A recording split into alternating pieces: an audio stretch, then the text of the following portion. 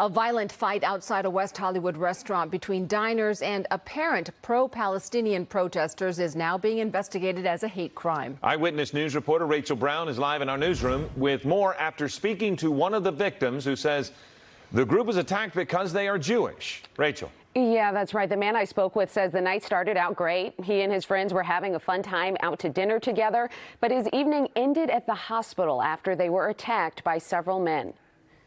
A scary and violent attack in West Hollywood, now being investigated as a hate crime. We talked to the man you see getting kicked and punched. He only wants to be identified as M. M said last night around 9 he was out to eat with 4 friends who are Jewish. They were celebrating an upcoming wedding when things took a violent turn with Palestinians who were protesting on the same street. And we turned around. They start yelling, they stopped the car, they start yelling, they were cussing at the Jews as well.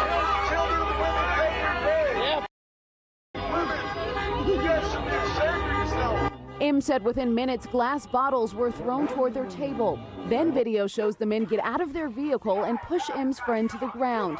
That's when he grabbed the rope barrier. I realized I have to take something to scare them, you know. There was many girls behind us. I was scared to they attack everybody. Rocky's cell phone video shows just how chaotic it got. The men followed M to his car and the beating continued. Suddenly, they stop and run away.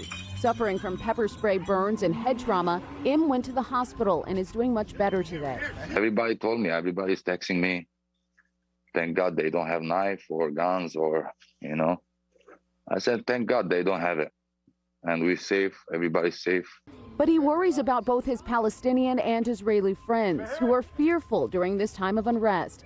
The Council on American Islamic Relations released a statement following the release of this video, saying in part, despite heightened tensions in Palestine and Israel, it is never acceptable for that conflict to spill over into our streets and cities. Violence and intimidation should be condemned, investigated, and if warranted, prosecuted.